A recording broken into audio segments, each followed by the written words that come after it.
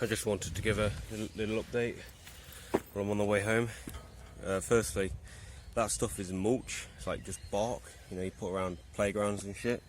That gets dumped off, and I help pitchfork it and into wheelbarrows, wheelbarrow it around, and then rake it, dump it and rake it. That's basically what I do a lot of the time. Yesterday there was a lot of tree felling, cutting down small trees, which in hindsight I shouldn't have done, after being informed by the boss and the guy today. Nevertheless, it was fun and I learned. No telling off, it's just like advice and like, oh, you fucking retard. Not that, but kindly advice, and I'd say, oh yeah, can you just like fuck off or something. Anyway, just, yeah, I'm thinking because I was talking about Nico being sarcastic, and anyway. Yeah, not sleeping great at all recently.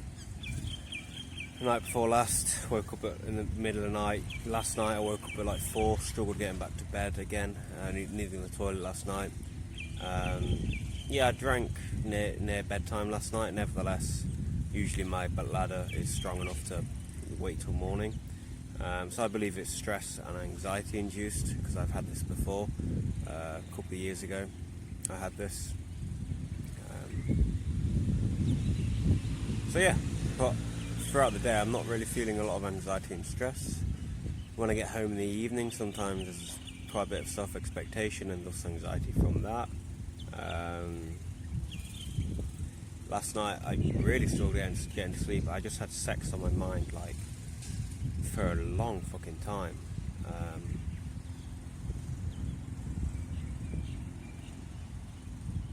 Yeah. So yeah, that's like probably the biggest source of my anxiety and stress and insecurity, potentially. I think that's like where my neurosis, like my compulsions and stuff, originate primarily. In my idealization of sex and intimacy and romance and women and, what I mean, my idea that I've missed out, and whatever else, that I'm basically unlovable. And also I idealise being loved, and I hate myself, I guess, because I don't feel I can be loved, and I don't feel I can be loved because I have self-contempt. I finished that book this morning, that Neurosis and Self-Growth. I was fucking knackered this morning, but yeah, I finished the book. One of the best books I've ever read. I would like to go through it again and like troll through it. Scrudge, what's the thing where you have like a boat and you go through a canal and you scrape all the shit from the bottom of the canal? Treasure? I don't know. I'd like to go through it and do that basically. So I've made a load of notes in the margins. I would like to go through it. It's kind of a long, arduous process, going through nearly 400 pages of my notes and probably basically doing a reread, but with a fine-tooth comb, I guess. Or maybe I'll just go over the bits I've highlighted. But I think it'll be fruitful. Yeah, maybe I'm more anxious after having read this book, because I'm more aware of my,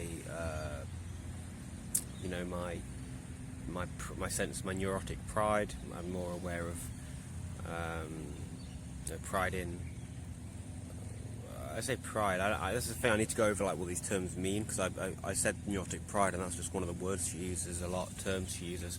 Like, what does it actually mean? But I think it's basically like the pride system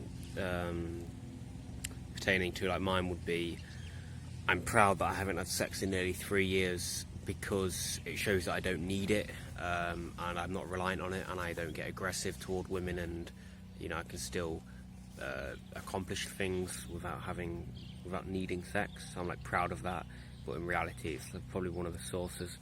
It's a source of my insecurity. I was thinking just now, well, a few minutes ago when I was cycling, what it'd be like after I have sex again. I don't know, it might just be relief. It'd probably just be like, oh, okay. And I'd probably repeat myself. I think I've talked about this shit before, so I don't know what else I want to talk about really. I did have some things to talk about. Don't really know what they were, which is fantastic. Damn, I can't get comfortable. mainly because my hand starts to ache pretty quickly. Work was fine today. Work was pretty good actually, even though I was pretty tired. Saw a couple of false widows again. Yesterday I picked up a blue-tongued lizard, which shit up my mate up, Big Andy. That was fun. Not shitting him up, but finding this lizard that looked pregnant and moving it. Saw some false widows that look like redback spiders, which can kill people. A snake, a lizard, small lizard thing, a little frog. A guy wasn't wearing a mask while he was working, Big Andy. His dog Walker came over, told him to put on his mask, and he says, "Oh, I don't need to when I'm working." And he said, "Stop talking shit. If you don't put on your mask, I'll go get my camera and take some pictures of you and send them into the council."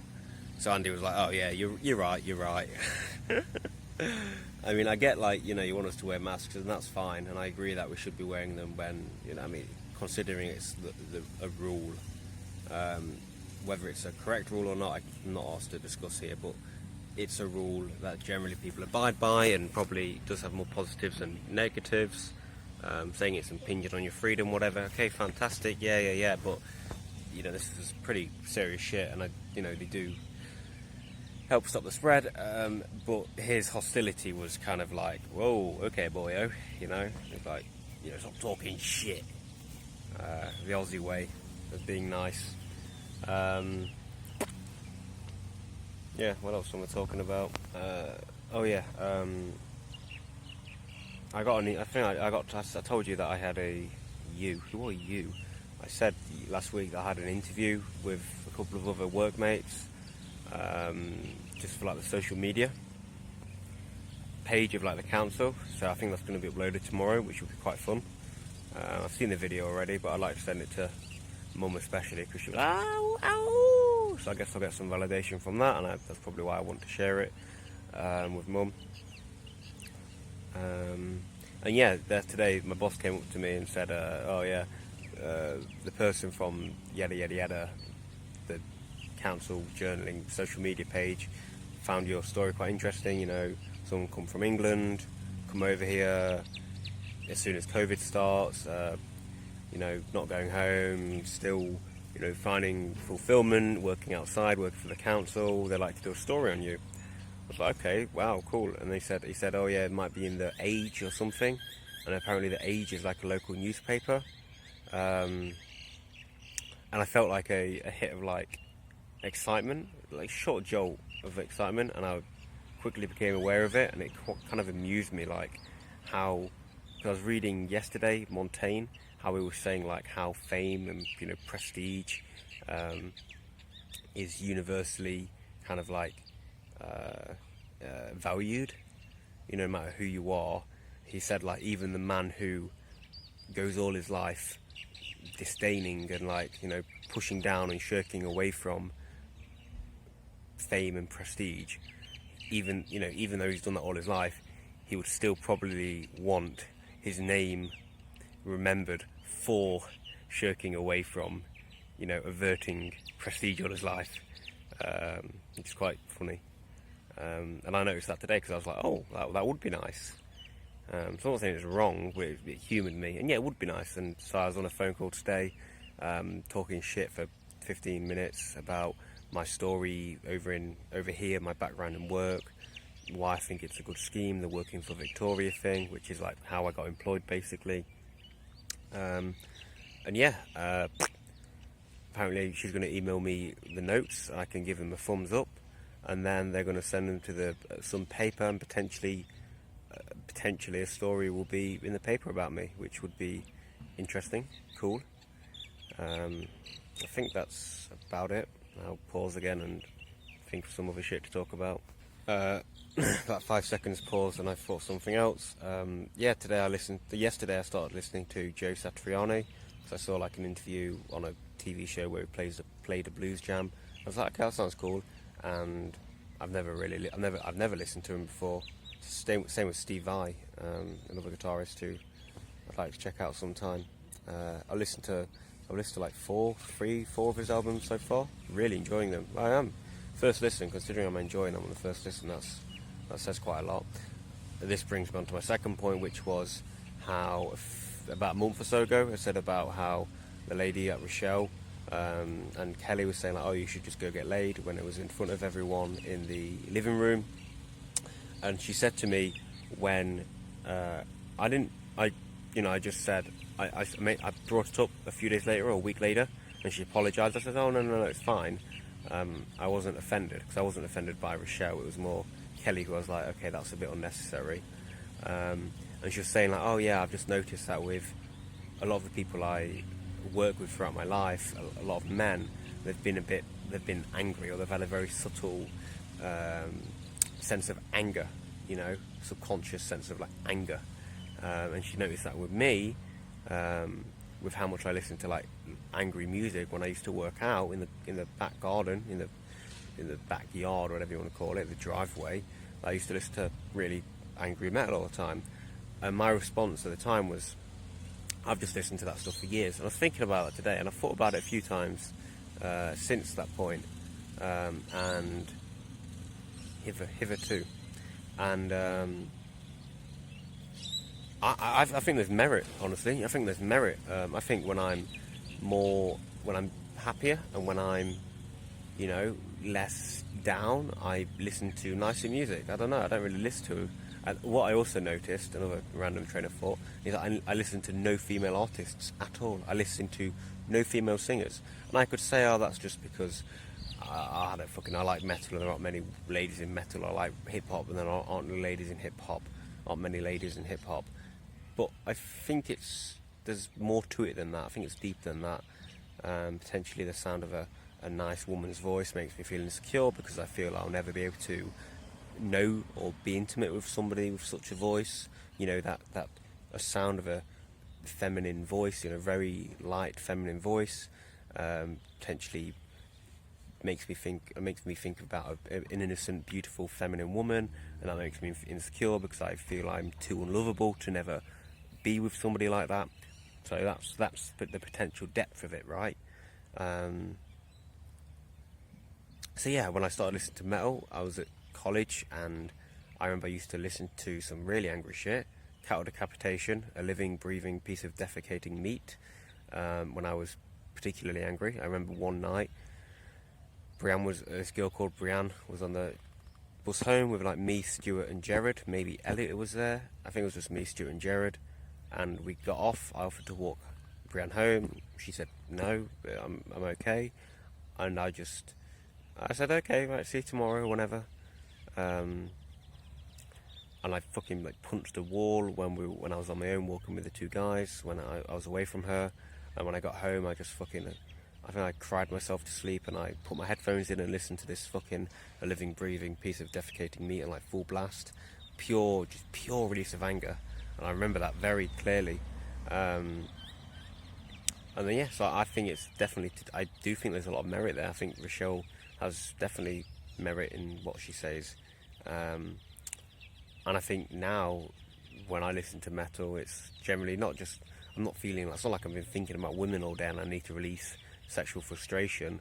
And I do genuinely like the music, but I do think the initial motivator, and even some factor that contributes to my listening to it at the present, is due to my general, not just with women, but my general discontent with life at the moment. Brings me on to another point. The other day I said to Elliot, I have to live with myself, so it's still not great at this house.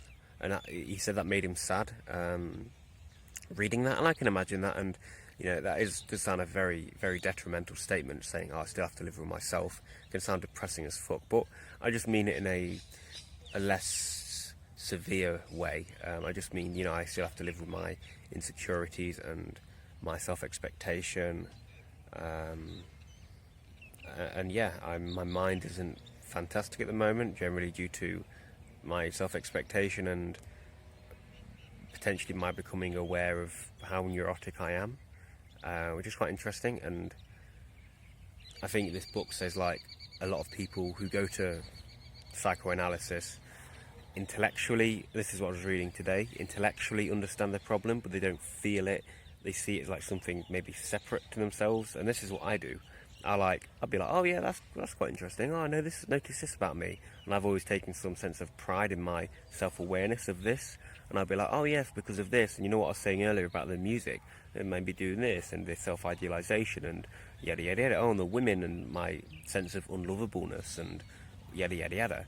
And I just very objective. I see it as like I see myself as something separate, I believe, and potentially that's one of the reasons why I'm not dissolving these self-beliefs and all these anxieties and things, because I'm not feeling it, I'm not truly experiencing it. I'm just kind of seeing it as like a separate self that I'm just like, oh yes, like a scientist with a what do you call it, a fucking thing you look under a microscope with, like the glass shit, you know what I mean? Like, oh yes, look at that. And I'm like that with myself. I'm like, oh yes, self-idealization, yes, unlovableness, ah yes, neurosis, haha, woo. And even though I might have this awareness about my inner workings, it's not relieving me. It's not deconstructing. It's not destructing. It's not deconstructing. Yeah, it's not destroying. It's not dissolving, eradicating, alleviating. No, yeah, it's not taking away my mental shit. It's just like still there, but I'm aware of it. And maybe the awareness is alleviating me of some of the pain, but it's not doing it totally, and not doing it probably very much. Cool, that was good. See, that's what I said to the lady today. I said, like, in the interview for the thing, I said, like, yeah, you know, doing this physical labour helps my mental health, because it helps like elucidate my mind, and I can think more clearly. And I think that's been a pretty productive 16-17 minutes, especially the latter end of it. Adios.